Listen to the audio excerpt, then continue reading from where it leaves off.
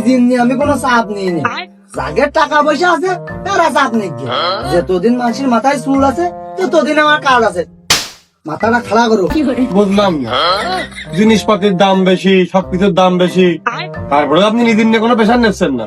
না প্রেশার নিচ্ছি নে, দাম বাড়াচ্ছিস বাড়া, যখন আমরা কেনবো না শেষ মাস তোরা নিজেরা খাইছে না। মানে যখন আমরা কিনবো না বলতে কিনবেন না, খাতি হলে তো কিনতেই হবে। এ পাইরে দেওয়ার দরকার না, টাকা থাকলি তো কেনবো। এই যে বাজারে গেলে হিমশিম, কোনো কিছুর পরিস্থিতি ভালো না, তাই এইসব নিয়ে আপনার টেনশন হয় না যে নিজের জীবন বা নিজের পরিবার সংসার কি করে চালাবেন? ও আগেই কইছি আমাদের কোনো চাপ নেই, যাকার মেলা টাকা টাকারই চাপ। কিরকম?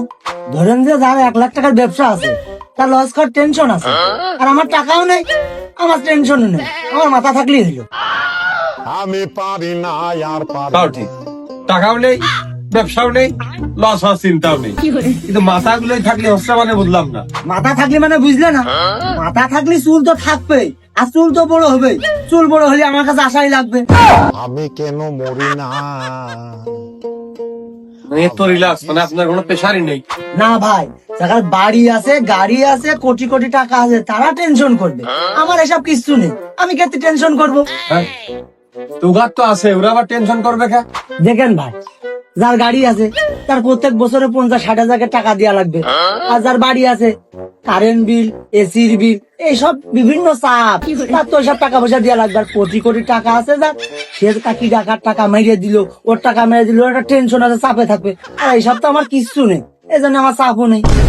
আরে এই দুনিয়ার তাল বাহানা বুঝলাম না একরতি কি একটা হেভি রিল্যাক্স চিন্তা ভাবনা ভাই আপনার। দেখেন ভাই, ওরা চিন্তায় ঘুমাতে পারে না, আর আমাদের পেটে ভাত পড়লে আমাদের ঘুম চলে আসে। কিন্তু বর্তমানে দেশের যে পরিবেশ, যে পরিস্থিতি, তো পেটে ভাত পড়াও গরিব মানুষের কষ্ট হয়ে গেছে। ভাত তো এখন টাকার সমান হয়ে গেছে, তাহলে এই পেটে ভাত যদি না পড়ে তাহলে কি করে ঘুমাবেন? ওতে ভালো হয় ভাই, শরীরটা দুর্বল হয়ে থাকে, পেটে ভাত থাকে না, এই জন্য ঘুমটাও ভালো হয়। তার মানে আপনি করে যাচ্ছেন সব মিলিয়ে পরিবেশ পরিস্থিতি যত খারাপ হোক যাই হোক আপনি ভালো আছেন, এই তো? বিশ্বাস করেন ভাই, দেশ করে টাকা পয়সার মালিক ওই যে বিল গেটস, ওর চাইতে আমি সুখী আছি, ওর চাইতে আমার মান সম্মান বেশি। বুঝলেন কি, ওই এক সময় বিশ্বের সবচেয়ে সেরা কোটিপতি, করে টাকা পয়সার মালিক নাকি? আর আপনি হচ্ছে ভালো আছেন, হচ্ছে আপনার সম্মান বেশি। কি করছেন ভাই, ওরে তো টাকা পয়সার জন্য তোর বউ থাকে না, আর আমার বউর মুখে লাফি মারলি মুখ ঘুরিয়ে আমার পার কাজ দেয়।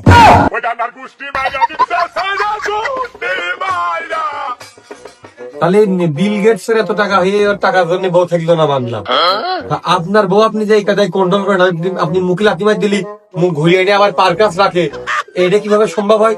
কারণ ভাই ও যে গরিব ঘরের মেয়ে, আর আমিও গরিব ঘরের ছেলে, ওরও কোনো জায়গায় যাওয়ার জায়গা নেই, আমারও কোনো জায়গায় যাওয়ার জায়গা নেই, এই জন্যই দুইজন আমি দুধে মিশে গেছি। না সবকিছুর বাইরে তো মানুষের তো ইচ্ছা থাকে যে একটু ভালো জীবন যাপন করবো, আস্তে আস্তে আপডেট হবো, ভালো থাকবো, একটু ভোগ বিলাসের মধ্যে যাবো। তাই এরা নিশ্চয় আপনার হাতে আপনার দোকানটা এর অবস্থা দেখেন একবারেই সরকারি, একবারেই বাংলা। আপনার ইচ্ছা হয় না যে আপনার একটা আপনার ছেলে একটু শোরুম কোয়ালিটির বা ভালো থাকুক?